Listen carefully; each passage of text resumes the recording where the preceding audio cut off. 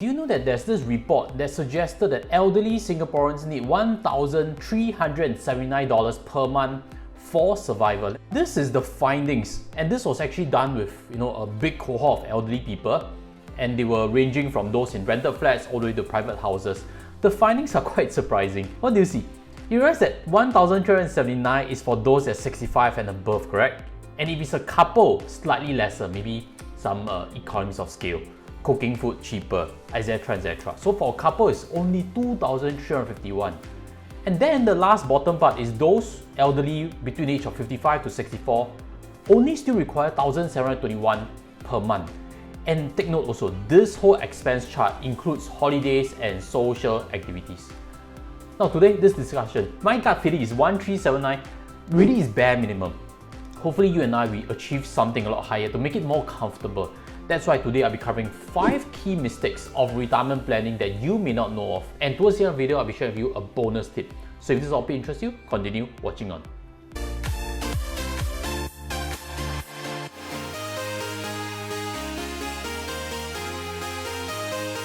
Hi guys, welcome back. Now let's dive on to things right away. The first planning mistake for retirement is actually focusing too much on properties. Nowadays, in terms of ads, you may have seen before on this channel also, property investing courses, etc, etc. But you must know also, when it comes to property investing, it is very illiquid. The property cannot be consumed if it doesn't produce you cash flow, correct? And last but not least, properties, they may have loans which drag down your cash flow even. So properties cannot be consumed. And very often than not, Singaporeans focus too much on property. We love homes, we believe it appreciates, that's correct.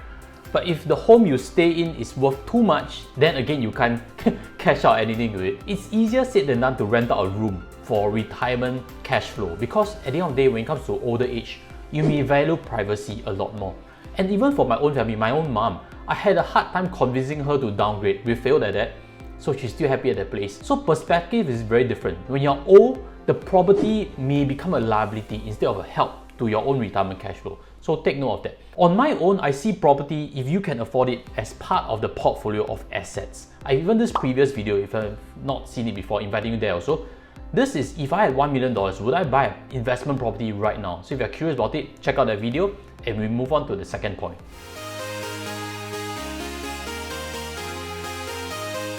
Point number 2 on retirement planning mistake is to depend too much on fixed deposits or things with guarantees. Now, if you haven't seen the Singapore savings bond rates, let me flash it out for you to see. Pathetic, correct? That meager amount can't really buy you anything. Even if you have 500,000, $1 million inside, it's still going to yield that little.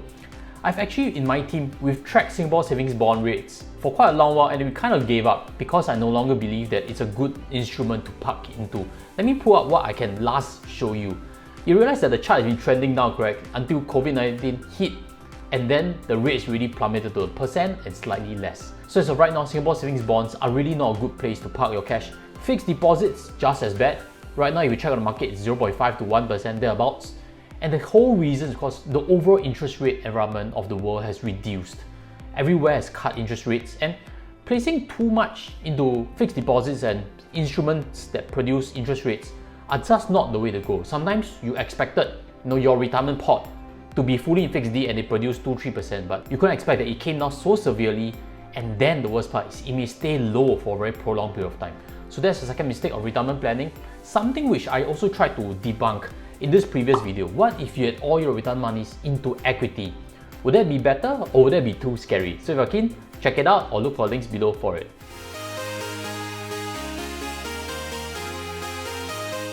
The third mistake when it comes to retirement planning is not factoring extra costs. Now, I've actually worked with many clients before on their expenses. Firstly, I examine what are they spending right now to make a projection in terms of retirement wise.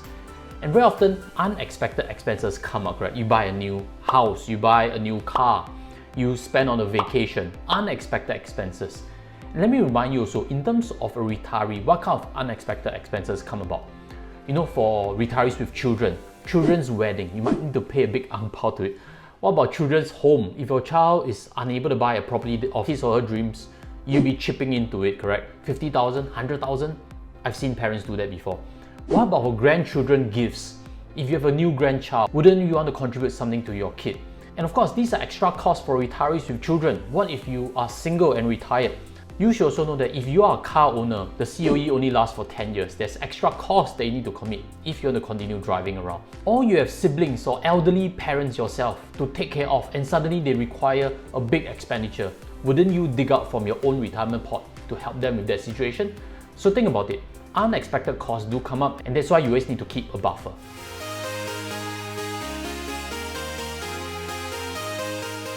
Mistake number 4 in terms of retirement planning is not factoring increased healthcare costs. Now, before I get that, inviting you to smash the like button. It's taken our team hours to prepare this presentation for you, and inviting you to press on subscribe also because we'll be launching more topics on retirement planning down the weeks ahead. When it comes to increased healthcare costs, I'm sure you may have seen MediShield Life has raised its premium, correct? MediShield Life is compulsory. Even if you don't upgrade for private insurer, MediShield Life now costs more than ever before, and very likely would have to increase the amount some years down the road. So MediShield Life covers your hospital bills, and a large part of healthcare increment is because private hospitals are really increasing and charging fees a lot more than before, and that has translated to each and everyone needing to pay a higher premium in insurance. That's why I have things to suggest for you. Get yourself properly insured, have a buffer for healthcare costs, and also look at this other point which is not mentioned enough. Plan carefully on your long-term care costs. What is long-term care? My own dad, he's a stroke patient, and with that condition, he has become bed-bound, which means we needed to hire a maid just to take care of his day-to-day needs, which is supporting him to sit on a chair, which is feeding him milk, etc. etc. A maid cost comes in. Not only that, we also have costs in terms of getting him dental treatment, getting him to see the doctor regularly. These are extra costs, and from my own family perspective, I think what we are experiencing is an additional $1,500 per month for long-term care. This still does not factor in if we have to go into respite care or nursing home, because those costs are more than $2,000 per month. So take note of it. Long-term care is an insurance that you need to plan carefully to take care of unexpected disability costs. Check out these articles which I've written myself, because it gives you a full breakdown as well as what plans are available in the market right now. And since you stayed here, let me give you the bonus tip that I have.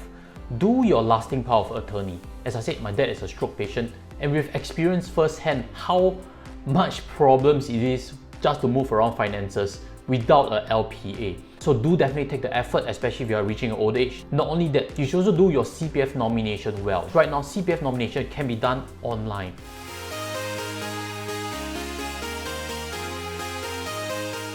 Mistake number 5 in retirement planning is not factoring in inflation.